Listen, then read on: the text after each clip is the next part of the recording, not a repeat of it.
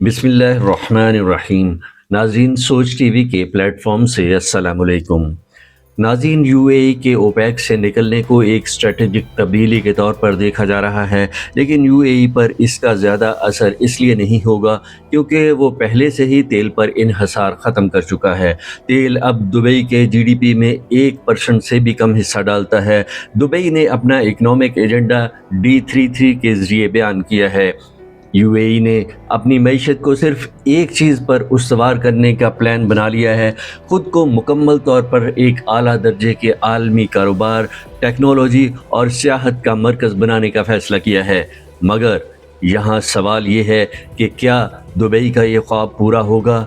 क्या एक मजबूत फ़ौज के बग़ैर इस्लामी ममालिक से अलग रहकर गवादर पोर्ट के मुकाबले में दुबई पोर्ट के ज़वाल के बाद दुबई का ये ख्वाब पूरा हो सकता है?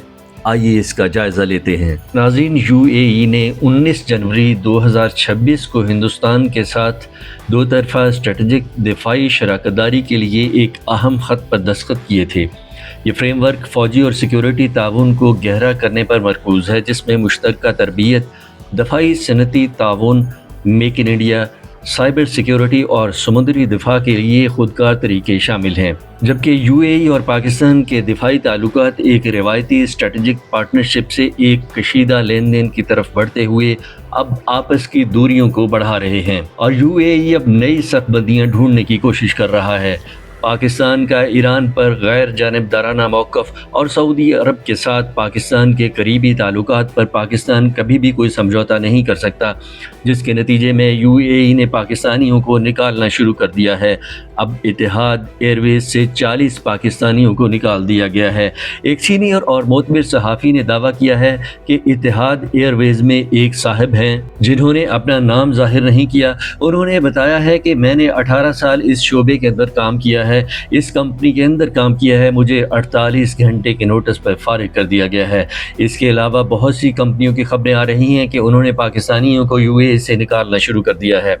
इनका इशू ये है कि यूएई अपनी फ़ौज नहीं बना रहा, बल्कि पूरे अरब ममालिक की फ़ौज नहीं है। इनके पास खरबों डॉलर्स हैं और वो खरबों डॉलर्स वो अमेरिका को दे देते हैं। पाकिस्तान को तो सिर्फ लारे और उम्मीद पे रखा हुआ था। दिफा के लिए भारी रकूम कभी यूरोप को दे देंगे, कभी अमेरिका को दे देंगे, कभी चाइना को दे देंगे, कभी रशिया को दे देंगे, लेकिन अपनी फ़ौज नहीं बनाते। नाज़रीन, बहुत सारे गरीब यूरोपियन मुल्क ऐसे हैं कि यूएई इन ममालिक के लोगों को मुकम्मल नेशनैलिटी देकर अपनी फ़ौज का हिस्सा बना सकता है, लेकिन वो नहीं बना रहा। उसकी बुनियादी वजह यह है कि वहाँ बादशाहत है और बादशाहत को ये ख़तरा होता है कि अगर मजबूत आर्मी आ गई तो ये ना हो कि किसी दिन कू करके हमें फारिग कर दें और इक़्तिदार पर कब्ज़ा कर लें। इसीलिए उन्होंने अपना डिफेंस कमज़ोर रखा हुआ है। वो बाहर से लोगों को मंगवा लेते हैं, लेकिन वो लोग ऐन वक्त पर जंग से भाग जाते हैं। जैसा कि जब लड़ने का वक्त आया तो सऊदी अरब से 2 लाख अमेरिकन वापस चले गए। इसके बाद मज़ीद हमाकत के वो अमेरिका और यूरोप से जदीद तरीन जंगी सामान ख़रीद लेते हैं, मगर वो चलाना उनके बस की बात नहीं होती और उनको चलाने के लिए मज़ीद गैर मुल्की एक्सपर्ट्स को अपने मुल्क में अरबों डॉलर्स तनख्वाहों पर रख लेते हैं, इक्विपमेंट ख़रीद लेते हैं और जंग के वक्त वो तमाम बरामद किए गए एक्सपर्ट्स भाग जाते हैं और इन अरबों डॉलर्स के अस्करी सामान के कोड्स भी बता कर नहीं जाते। नाज़रीन, यूएई भी अपने सिक्योरिटी की वजह से बाहर से लाए गए फ़ौजियों से डरता है कि कहीं ऐसा ना हो कि फ़ौज कू कर ले। यूएई, कतर, सऊदी अरब के लोकल्स के पास पैसा बहुत ज़्यादा होता है और वो खुद लड़ना नहीं चाहते। बहरहाल अब यूएई का मसला ये है कि उनकी अपनी फ़ौज नहीं है। उन्होंने मुख्तलिफ़ मुल्कों अमेरिका, इसराइल वगैरह से दिफाई मुआहदे किए हुए हैं। इसराइल के साथ उन्होंने अपने ताल्लुकात बड़े अच्छे बनाए हुए हैं। नाज़रीन, वाज़ेह रहे कि 1992-93 में यूएई ने मियां नवाज शरीफ के साथ वही दिफाई मुआहदा करने की कोशिश की जो अब पाकिस्तान ने सऊदीया के साथ किया है। यूएई ने बाकायदा एक पूरी फ़ाइल बनाकर भेजी थी और मियां नवाज शरीफ इस पर मान भी गए थे, लेकिन जब उस वक्त की फ़ॉरेन सर्विस के लोगों ने बताया कि सर यूएई का झगड़ा ईरान के साथ है, वो लाजमी तौर पर ईरान के ख़िलाफ़ हमें इस्तेमाल करना चाहते हैं, क्योंकि उनका ईरान के साथ 7 जजीरों पर झगड़ा है, जिनमें से कुछ ईरान के कब्ज़े में हैं और कुछ यूएई के कब्ज़े में। आबनाए उर्मज़ से गुजरने वाले जहाज़ इन जज़ीरों के पास से गुजरते हैं। इस वक्त फ़ॉरेन सर्विस के सेक्रेटरी ने नवाज शरीफ को बताया कि आप अपने आप को इस तनाज़े से दूर रखें। کیونکہ اگر ہم نے ان کے ساتھ دفاعی معاہدہ کر لیا تو ہمیں ایران کے ساتھ لڑنا پڑے گا جو ہم افورڈ نہیں کر سکتے۔ اس وجہ سے وہ دفاعی معاہدہ نہیں ہوا تھا۔ پھر اس کے بعد جب دوبارہ نواز شریف کی گورنمنٹ 99 میں ختم ہوئی، اس وقت دوبارہ UAE نے اس دفاعی معاہدے کے لیے کوشش کی، لیکن پاکستان نے وہ دفاعی معاہدہ نہیں کیا۔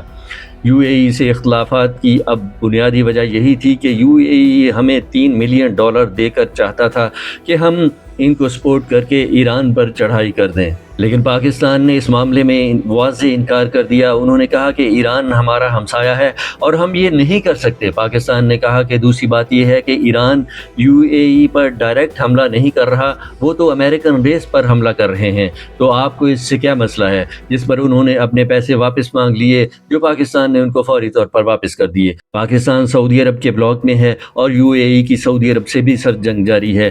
UAE اپنے پیسے کی وجہ سے خود کو علاقے کا چودھری بھی سمجھتا ہے۔ وہ چاہتا ہے کہ جتنے دنیا کے مسائل ہوں وہ UAE کے اندر جا کر حل ہوں، بلکہ قطر بھی یہی چاہتا ہے۔ انہوں نے دوحہ کو امن کی جگہ بنا لیا ہے، وہ چاہتے ہیں کہ تمام امن معاہدے یہیں ہوں، لیکن پاکستان کے معاملے میں پاکستان کی ثالثی پر وہ مکمل طور پر ساتھ دے رہے ہیں۔ ناظرین، UAE اور سعودی عرب کی یمن اور سوڈان میں لڑائی چل رہی ہے۔ اب UAE نے شمالی لینڈ کو تسلیم بھی کر لیا ہے۔ شمالی لینڈ صومالیہ کو توڑ کر باب البند کے قریب ایک پورا ملک بنایا جا رہا ہے، جس پر اسرائیل اپنا قبضہ یا اپنی کسی کٹ پتلی کے ذریعے قبضہ رکھنا چاہتا ہے تاکہ جب چاہے باب البند کو بند کر دے۔ پاکستان نے اس ساری صورتحال سے فی الحال فاصلہ رکھا ہوا ہے۔ اب جب پاکستان نے پیسے دیے تو UAE نے پاکستانیوں کو اپنے ملک سے نکالنا شروع کر دیا ہے۔ آنے والے دنوں میں ہو سکتا ہے کہ زیادہ پاکستانی نکالے جائیں، لیکن زمینی حقائق کے مطابق UAE یہ افورڈ نہیں کر سکتا۔ پاکستان کے بغیر UAE کو بہت زیادہ مسائل بن جائیں گے۔ پاکستانی وہاں پر رچے بسے ہیں، وہ مشین کے ایسے اہم پرزے ہیں کہ جن کو نکالا نہیں جا سکتا۔ یہ اتنا آسان کام نہیں ہے۔ لیکن یہاں ایک اور بڑی دلچسپ بات یہ ہے کہ ایک طرف تو UAE پاکستانیوں کو نکال رہا ہے، دوسری طرف کچھ سیکٹرز میں یہ پاکستانیوں کو بلا رہے ہیں۔ جیسا کہ پاکستان میں جتنے سوشل میڈیا انفلوئنسرز بیٹھے ہوئے ہیں وہ سارے کے سارے UAE آ جائیں، اور اس کے لیے انہوں نے پوری اسکیم بنائی ہے جس کو کہتے ہیں 1 بلین ویوز۔ انہوں نے پورا پروجیکٹ بنایا ہوا ہے۔ اگر آپ سوشل میڈیا ایکٹرز یا سوشل میڈیا انفلوئنسر ہیں اور پاکستانی ہیں تو یہ آپ کو 10 سال کا ویزا دے رہے ہیں، اور $45 ملین انہوں نے اسی اکاؤنٹ میں رکھے ہوئے ہیں۔ یہ آپ کو اسٹوڈیو بھی بنا کے دیتے ہیں، رہائش بھی دیتے ہیں، اور سارے اکوپمنٹس کے پیسے بھی دیتے ہیں کہ وہاں پر بیٹھ کر اینٹی پاکستان لابی کریٹ ہو، اور یہ سارے انفلوئنسرز ان کے کنٹرول میں ہوں، کیونکہ انہوں نے دیکھا ہے کہ ان انفلوئنسرز سے پاکستانی اسٹیٹ بڑی گھبراتی ہے۔ جب عمران خان گرفتار ہوئے اور نواز شریف کے خلاف کیمپین شروع ہوئی، اس وقت بہت سارے انفلوئنسرز UAE میں بیٹھے ہوئے تھے۔ ہمارے لوگ بار بار ان کو کہتے تھے کہ آپ ان کو نکالیں، ان کو کنٹرول کریں، تو اس سے UAE کو اندازہ ہو گیا کہ یہ ایک ایسی صورتحال ہے جس سے پاکستان گھبراتا ہے۔ اس لیے اب وہ چاہتا ہے کہ پاکستان کے زیادہ تر انفلوئنسرز UAE آ کر پاکستان کے خلاف کام کریں، اور وہ ٹیکس فری بھی ہے۔ اسی لیے پاکستان میں کئی لوگ کہہ رہے ہیں سوشل میڈیا پر کام کی انکم پر ٹیکس لگا دیں، لیکن ان پاکستانیوں کو یہ معلوم نہیں کہ یہ جو ٹیکس لگوانا چاہ رہے ہیں وہ دراصل UAE ہی لگوانا چاہ رہا ہے، کیونکہ جو ہی یہاں پر ٹیکس لگے گا تو یہ لوگ یہاں سے UAE بھاگ جائیں گے اور پیسہ UAE کے اندر لینڈ کرے گا۔ پھر UAE سوشل میڈیا انفلوئنسر سے جو چاہے گا اپنی مرضی سے کرائے گا۔ ڈکی بھائی اور یہ سارے لوگوں کا پیسہ پاکستان سے وہاں چلے جائے گا، تو جو لوگ حکومت، اورنگزیب صاحب یا ہماری اسٹیبلشمنٹ یا ہماری گورنمنٹ کو یا ہمارے پرائم منسٹر کو مشورہ دے رہے ہیں، یہ سارے کے سارے UAE سے ملے ہوئے ہیں، یہ UAE کے ایجنڈے پر چل رہے ہیں۔ ناظرین، دوسری طرف حالیہ پیش رفت کے مطابق متحدہ عرب امارات پاکستانی شہریوں کے لیے ویزا پابندیوں میں نرمی کر رہا ہے، پری امیگریشن کلیئرنس کو نافذ کر رہا ہے، اور دبئی میں سرمایہ کاری کے مواقع کو بڑھا رہا ہے۔ اہم اقدامات میں مخصوص شعبوں میں منتخب چھانٹیوں کی حالیہ رپورٹس کے باوجود سفر اور روزگار کی سہولت کے لیے آسان رہائش کے اختیارات، 5 سالہ ویزا اور ایک نیا ملٹی انٹری وزٹ ویزا بھی دے رہے ہیں۔ لیکن یہ سہولیات کیا اب صرف ان افراد کے لیے ہوں گی جو سوشل میڈیا یا کسی اور چینل کے ذریعے گوادر پورٹ، پاکستان میں سیاسی عدم استحکام اور ایران کے خلاف جذبات بھڑکانے کے لیے استعمال ہوں گے؟ کمنٹس میں اپنی رائے کا اظہار کیجیے گا۔ والسلام، پاکستان زندہ باد۔